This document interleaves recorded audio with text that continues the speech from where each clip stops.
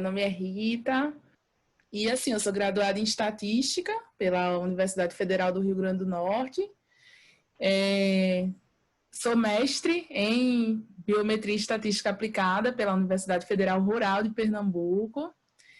E aí, depois do mestrado, vim trabalhar em Teresina, sou professora do Departamento de Estatística da Federal do Piauí.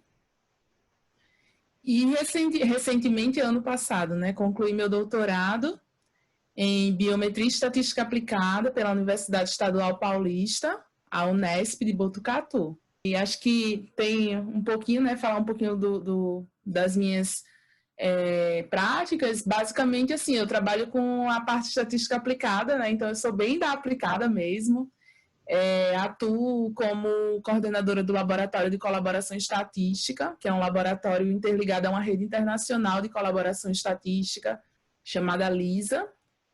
E aqui no Piauí, o nosso laboratório ele foi certificado, ele recebeu certificação internacional em maio desse ano. Então, a gente tem uma ampla rede aí ao redor do mundo que colabora, que faz esse processo de colaboração estatística, que nada mais é do que prestar um serviço de consultoria, mas sempre enfatizando a importância de valorização do estatístico em todas as etapas de uma análise estatística, Então, é um projeto bem legal. Também coordeno o R-Ladies aqui em Teresina. Comecei ano passado, mas aí acabou que o projeto ficou um pouquinho morno. Depois, algumas alunas entraram no projeto e aí a gente está fazendo as atividades via Instagram, YouTube, também por causa da pandemia, E é isso, tá um grupo bem legal. Assim, a gente tenta fazer algumas postagens, indicação de materiais. Então, todos os dias tem algum scriptzinho, tem desafios. Para ser algo bem leve e tranquilo para disseminar a importância do R, também. Você comentou que na sua formação toda você se especializou em biometria, Você pode explicar melhor o que é a biometria e como você escolheu seguir nessa área? Então, eu vou responder ao contrário, tá? Como que eu resolvi seguir nessa área? Eu acredito que foi algo muito natural pelas minhas vivências na graduação. Então, assim, já na graduação tem aquelas disciplinas que, naturalmente, o aluno ele vai sentindo mais afinidade, ele consegue tirar as melhores notas, comparado com outras, Então, a gente compara, sei lá, você pensa aí numa disciplina que seja mais teórica, sei lá, as probabilidades mesmo, ou inferência, que tem total importância, que é a base para poder fazer qualquer estatística aplicada, Não faz sentido não. Mas, assim, quando eu fui para as disciplinas mais aplicadas do curso, que seria depois do 5º período, eu desenvolvi, assim, um fascínio maior, Principalmente por planejamento de experimentos, análise multivariada, de me deparar ali com um problema real e usar técnicas estatísticas para poder tirar resultados, para transformar aquele bando de dados que estava ali em resultados, Então, isso foi uma coisa que foi me cativando ao longo da graduação. Então, eu sabia, à medida que eu fui lá chegando pertinho do 6º, 7º período, que eu queria fazer mestrado, isso era uma coisa que já estava bem definida, Mas eu queria ir para um programa aplicado, Por quê? Porque a gente já tinha algumas vivências, eu tinha algumas vivências na graduação com iniciação científica, Eu participei de 2 projetos de iniciação científica e os 2 eram na área de estatística aplicada. Eu olhava, assim, sabe, para aquelas... teve uma disciplina que eu fiz também na graduação que chamava... 2, na verdade, Que era consultoria estatística, A gente, na UFRN, a gente não tinha a obrigatoriedade de um estágio, tinha o TCC, mas assim, não tinha obrigatoriedade de um estágio, mas a gente tinha obrigatoriedade de 2 disciplinas de consultoria estatística. E nessa consultoria estatística, a gente tinha supervisão de um professor e a gente pegava um caso real, para analisar. Então, desde a questão de receber a pessoa, de tentar entender o problema dela, pegar muitas vezes um banco de dados que estava ali, que era incompreensível, e tirar um resultado daquilo, eu achava aquilo fascinante. A biometria, tentando explicar assim de forma bem sim, assim, talvez simples, mas que fique entendível, a bio vem de vida, né? E metria de medida. A proposta da biometria é você conseguir mensurar, né?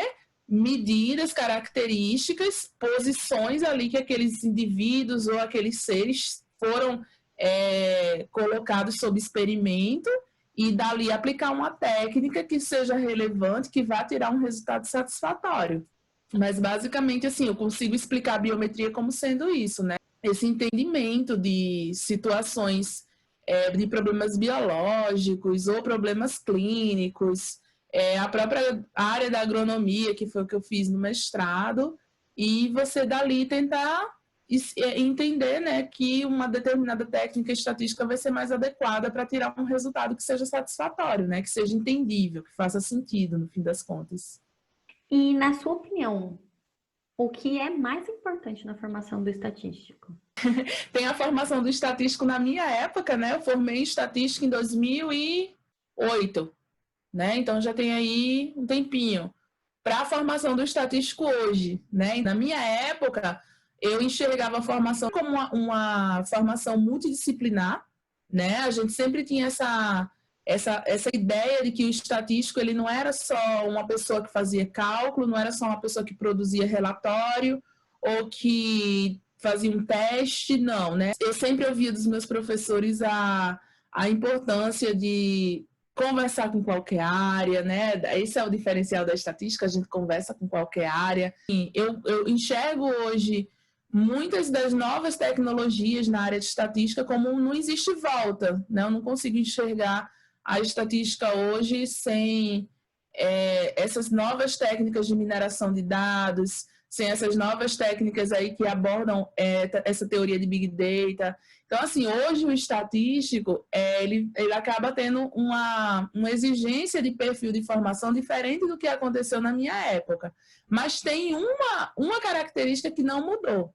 É imprescindível, né? Assim, para um aluno formado em estatística, é a questão da desenvoltura na comunicação, né? Para você poder conversar com qualquer área, para você, mas eu não quero fazer mestrado, não quero fazer doutorado. Ótimo, não faça. Quero ser consultor.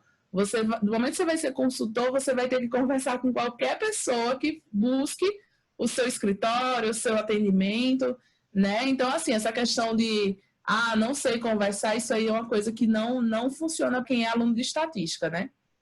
E a questão de poder correr atrás, muitas vezes por fora, né? Porque, assim, essas novas teorias aí da estatística, infelizmente, ainda não estão disponíveis em todos os cursos de estatística, pelo menos, assim, o que eu andei investigando, porque aqui na UFPI a gente está fazendo uma reformulação do plano, né, do PPC do curso, e, assim, ainda tem muitos bacharelados em estatística que ainda não se adaptaram, né? Que ainda não oferecem, já tem alguns, mas não são todos, que oferecem essas disciplinas. Então, assim, para os alunos que não têm isso implementado ainda na grade curricular, ele ter essa ideia que isso vai precisar ser algo que vai ser preciso buscar isso por fora. Mas é isso, eu penso que o diferencial mesmo é essa questão de não se fechar, né? De realmente entender que essas novas teorias elas vieram para ficar, que isso não vai retroceder e que a gente tem que realmente correr atrás. Rita, qual é a maior importância do software livre no trabalho que você desenvolve com pesquisas em biometria? Para mim, a maior importância hoje sempre foi assim, na verdade, né? O R, que foi o software da vida, né? Sempre foi o R, a questão de você ter acesso a uma ferramenta que ela te dá um retorno e ela é grátis, né? Eu acho que o R, ele tem essa característica, é um software extremamente eficiente, né? Para mim, nunca foi... Por exemplo, eu nunca me deparei ao longo da minha vida numa situação que eu desconfiasse ou que eu parasse para dizer assim, poxa, o R está me dando resultados que não está legal, ou ele tem um algoritmo que não está me dando algo que eu estou confiando. Isso nunca aconteceu. Quando eu entrei na graduação, eu já tinha R, né? Eu já tive uma disciplina na graduação só de R. E os professores, eles sempre falavam da importância da gente aprender R para não usar softwares piratas. Por quê? Porque a universidade ela já tinha assim, algumas licenças para usar por algum período, mas aquilo era algo que na maioria das vezes não era renovado. Porque quando a gente olhar, por exemplo, o preço, e os professores faziam questão de falar isso, do preço que era para renovar um software pago, era absurdo, né? Era uma coisa assim, sei lá, fora de cogitação. O que eu enfatizo da importância de se usar um software livre é você ter a consciência de estar desenvolvendo o seu trabalho e poder publicar ou apresentar onde você quiser tranquilamente. E assim, além de tudo, você vai estar fazendo uso de um software que ele é respeitado na comunidade científica, né? O R ele é muito respeitado, é um software desenvolvido ao redor do mundo por várias pessoas. Todo dia, se você olhar, tem algum pacote novo, tem alguma coisa sendo proposta. Então, assim, eu acho que a gente tem que valorizar isso que está sendo disponibilizado de forma gratuita, né? Atualmente você é professora na UFPI, né? Sim. E você chega a dar matéria para pessoas de outros cursos ou somente para o curso de estatística? Sim, ministro disciplinas para o pessoal da engenharia, já dei aula para o pessoal de humanas, que mais? Informática. Mas, assim, geralmente coincide muito com o pessoal da engenharia, né? Sempre a engenharia de produção, a engenharia de agrimensura, a elétrica. E você acredita que mostrar exemplos aplicados em software para essas pessoas que são de outros cursos ajuda a diminuir o estigma de que a estatística é muito difícil? Sim, totalmente. Nossa,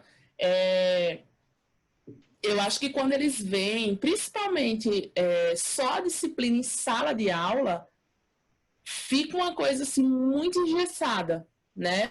Eu tento e faço, tenho tentado e tem dado certo em todas as minhas disciplinas, pelo menos uma aula. Quando a disciplina de 90 horas, fica mais tranquilo de fazer isso, porque a gente tem duas aulas na sala de aula e uma aula no laboratório, né? Então, eu sempre tento levar os alunos para o laboratório, né? E aí a gente vai parte do zero mesmo, ensinar eles a mexer no R, fazer desde o processo de instalação. E aí, eu acho que isso, eu percebi que isso deixa os alunos muito mais motivados.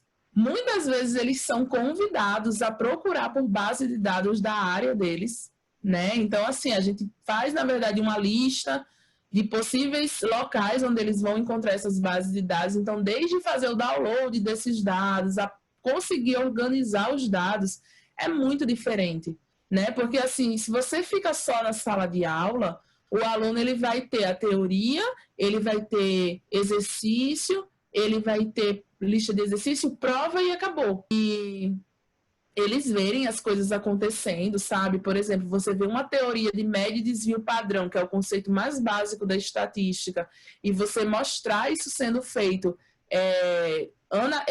computacionalmente e até mostrar como que é esse comportamento num gráfico, né? Tem toda uma diferença. Por exemplo, a parte de construção de gráfico lá, os box plots da vida, os simples gráficos de barra, tudo isso, quando eles vão fazer isso no R, eles ficam muito mais entusiasmados, sabe? Assim, até mesmo para discutir resultado. Então, eu acho que é fundamental, assim. E eu e outros professores do departamento fazem isso e, assim, realmente todo mundo comenta, né, que os alunos, eles têm um proveito muito mais interessante. Rita, você poderia falar um pouquinho mais sobre o que é o R-Layers e o que te motivou a fazer parte dessa comunidade? Então, o projeto, né, o R-Layers, ele, na verdade, enquanto eu estava no doutorado, eu fui conhecendo vários grupos, né, pela internet mesmo. Fui conhecendo vários grupos em várias cidades e eu achei a proposta fantástica, né? A ideia de você disseminar o R para vários públicos, especialmente mulheres, né? Por causa da questão da diferença absurda que existe de mulheres atuando na área de dados, de análise de dados, enfim, de computação como um todo. E eu pensava assim, sabe, quando eu voltar para Teresina, eu vou fazer esse projeto lá, porque eu sabia que aqui não existia, né?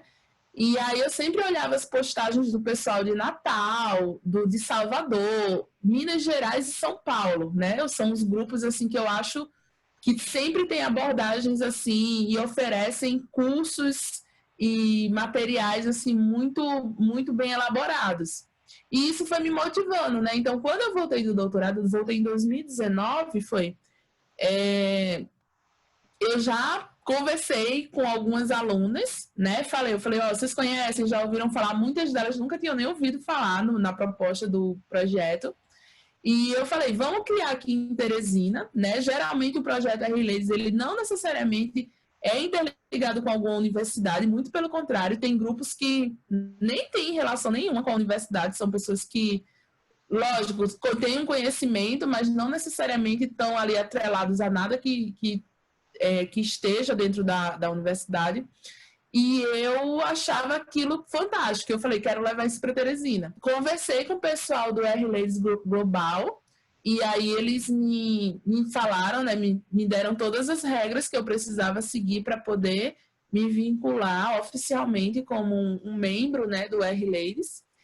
E submeti a proposta, e aí em abril de 2019, eu recebi, né, a autorização lá, dizendo, ó, pode seguir aí com suas atividades. Através desse projeto, a gente conseguiu fazer parcerias com o pessoal de outras instituições aqui de Teresina. Uma delas foi o Tribunal do Trabalho, né? Uma pessoa do Tribunal do Trabalho, ele é analista, né, lá do tribunal, ele viu o grupo, né, pelo Instagram, não sei, até hoje eu ainda não perguntei ele como que ele encontrou, se apareceu como sugestão para ele, mas ele nos encontrou e procurou, né, para a gente fazer uma parceria, porque realmente ele queria tentar estudar jurimetria, né, que é a estatística no direito, usando R, então já é algo muito legal que aconteceu através desse projeto. E daí depois também surgiu uma pessoa de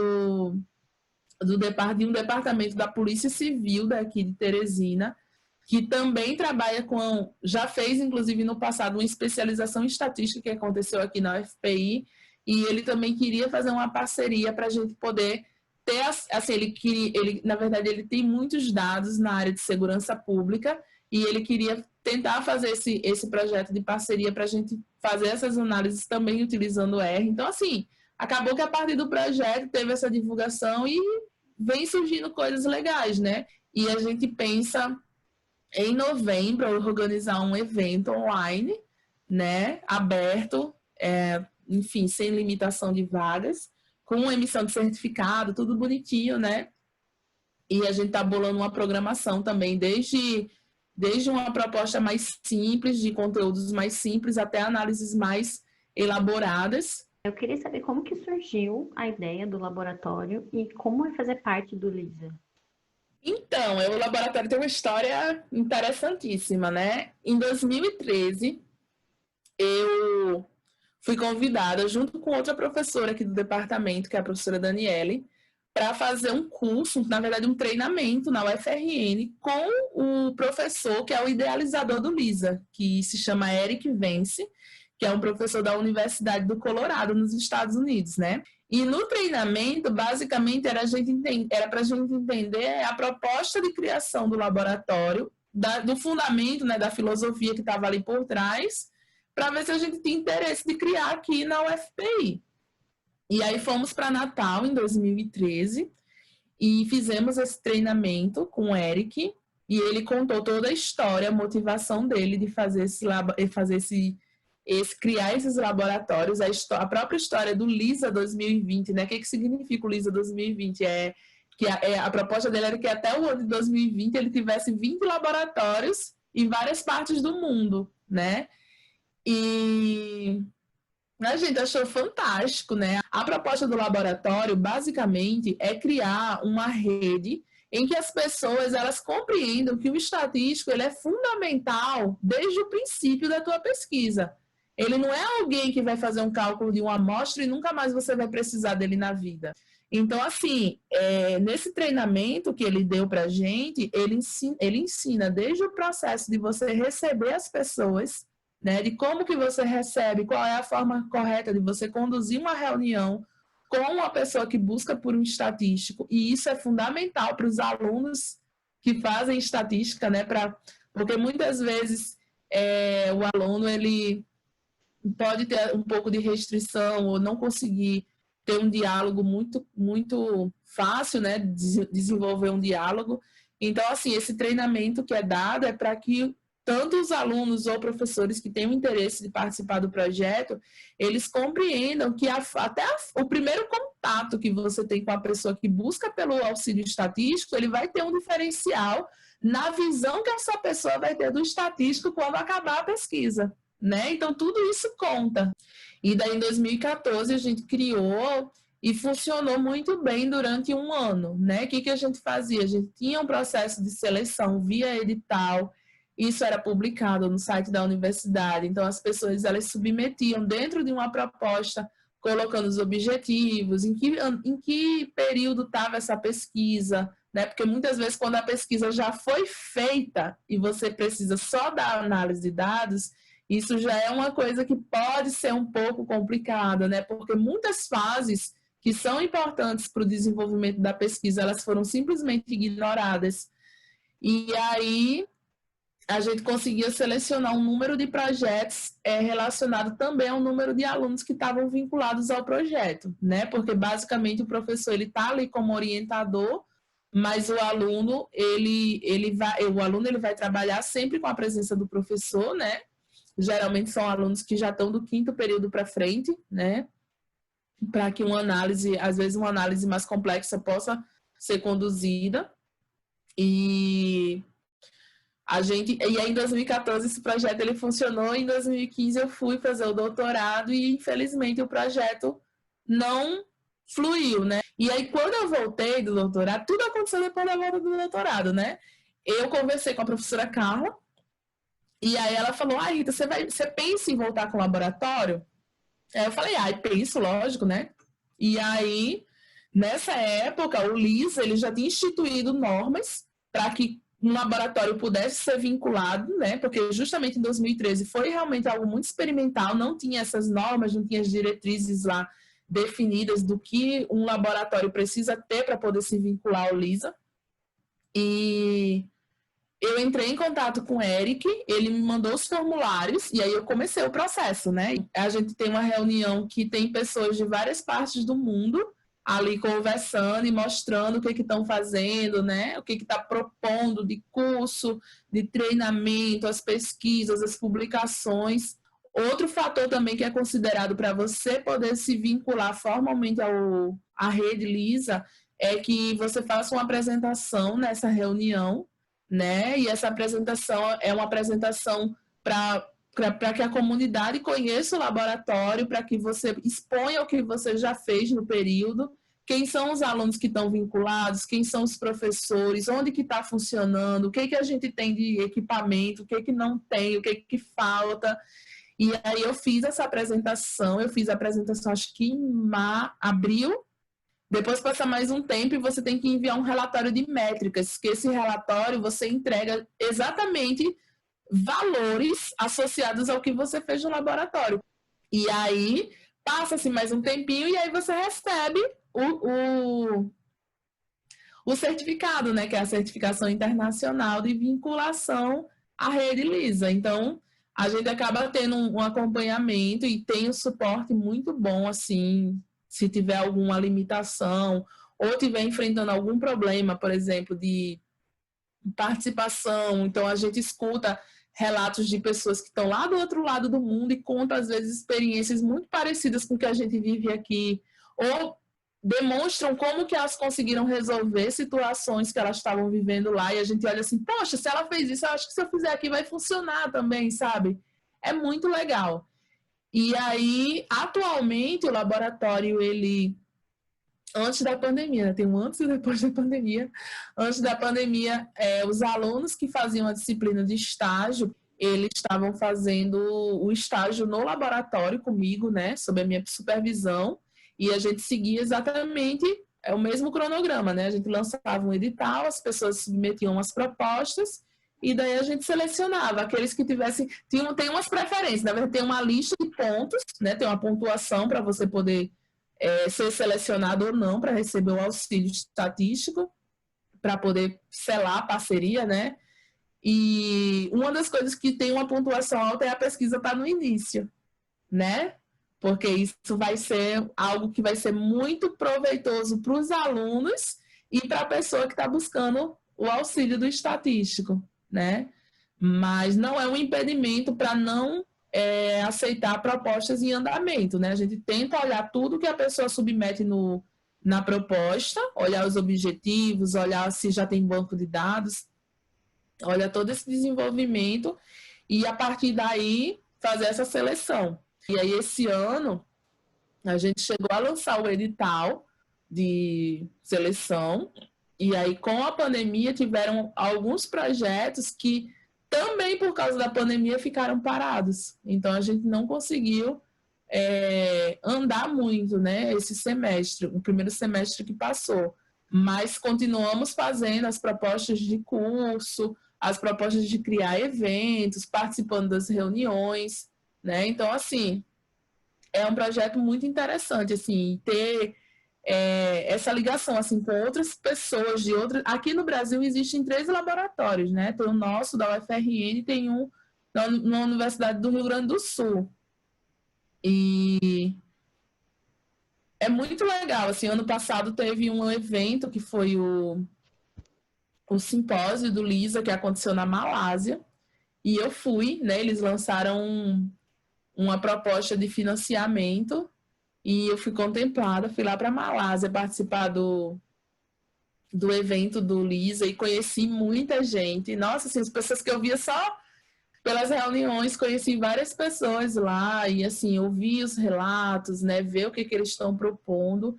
E hoje, assim, agora em outubro vai ter o congresso do LISA, né, que vai ser online também. E vai ser quando a gente vai saber quantos laboratórios de fato foram criados. Mas pelo que a gente vê nas reuniões, com certeza não são só 20.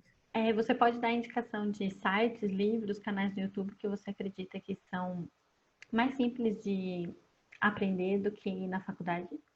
Recentemente, eu vou até dar uma olhada aqui rapidinho, só para falar o nome certinho.